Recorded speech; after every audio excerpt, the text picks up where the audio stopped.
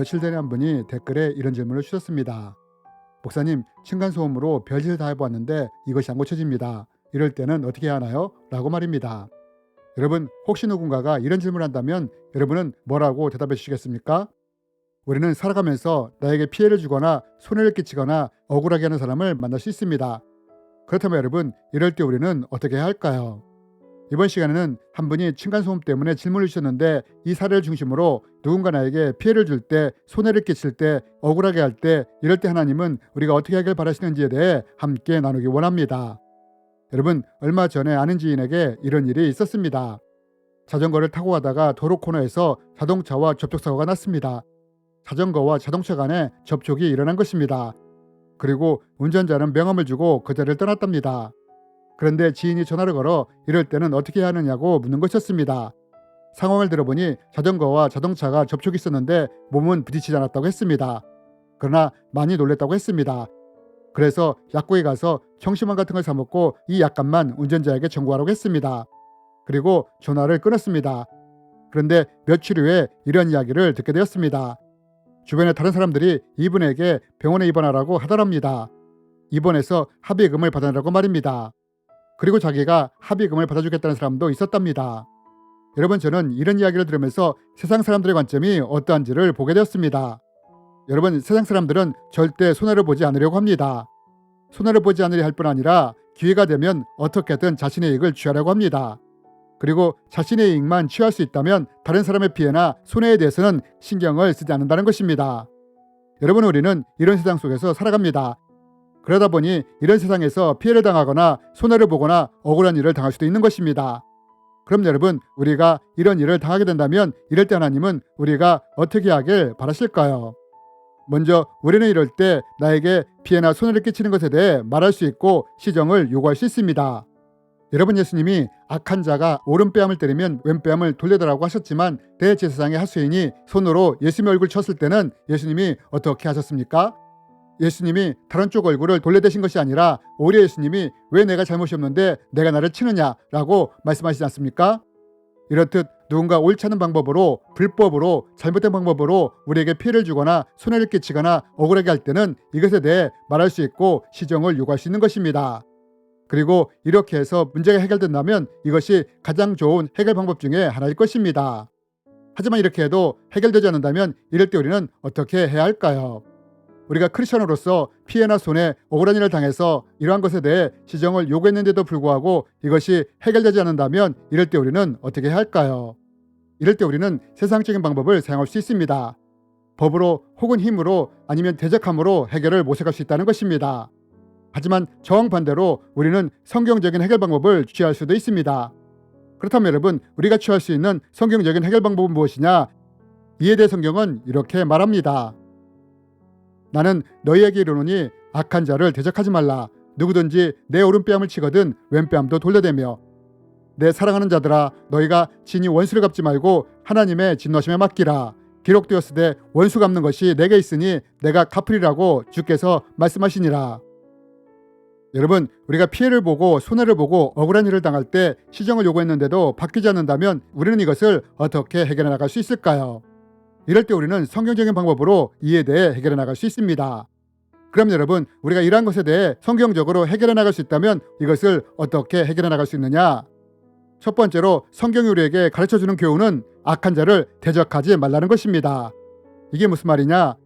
쉽게 말해 나에게 피해를 주고 손해를 끼치고 억울하게 만드는 그 사람과 똑같은 방식으로 대적하지 말라는 것입니다. 층간소음을 낸다고 똑같은 방식으로 보복하지 말라는 것입니다. 그렇다면 왜 우리가 이렇게 하지 말아야 하느냐? 우리가 피해나 손해나 억울함을 당할 때 똑같은 방식으로 상대방과 대적하여 싸운다면 나에게 피해를 준 사람이나 같은 방식으로 대적하는 나나 하나님 보시기에는 똑같기 때문입니다. 그러므로 우리가 성경적 방법으로 해결하기 위해서 가장 먼저 할 것이 무엇이냐? 그것은 나에게 피해를 준 사람처럼 같은 방식으로 대적하지 않는 것입니다. 그러면서 대적하는 대신 힘들고 어려운 마음을 하나님 앞으로 가지고 나가는 것입니다. 하나님, 저 사람이 나를 힘들게 합니다. 피해를 주고 손해를 주고 억울하게 합니다. 그러나 하나님, 예수님이 오른뺨을 때리면 왼뺨을 돌려달라고 하셨으므로 저 사람과 똑같은 방식으로 대적하지 않겠습니다. 그러니 하나님, 저를 도와주십시오 라고 기도하며 나가는 것입니다. 그리고 그 사람을 향한 미움과 분노를 상대방에게 대적하며 푸는 것이 아니라 하나님 앞에 내려놓으려고 애를 쓰는 것입니다. 여러분, 우리가 이렇게 할 때 우리의 문제가 하나님께 맡겨지는 것입니다. 하나님의 진노하심에 맡겨지게 되는 것입니다. 그럼 여러분, 이렇게 우리의 문제가 하나님께 넘어가게 된다면 이럴 때 하나님은 어떻게 하시느냐?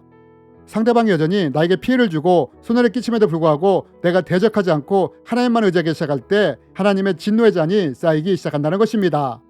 시소를 비유로 든다면 상대방이나 내가 똑같이 싸우고 대적하면 시소는 균형을 이루게 됩니다. 상대방이나 나나 하나님의 보시기에는 똑같다는 것입니다. 결국 50보 100보인 것입니다. 그러나 우리가 대적하지 않고 묵묵히 하나님만 의지하고 나가게 된다면 어떻게 되느냐? 상대방이 계속 피해나 손해, 억울하게 할 때 진노가 하나님의 잔에 쌓이게 되면서 시소가 기울기 시작하는 것입니다. 아모스서의 말씀을 빌려 말한다면 하나님의 다림줄이 길어지게 되는 것입니다.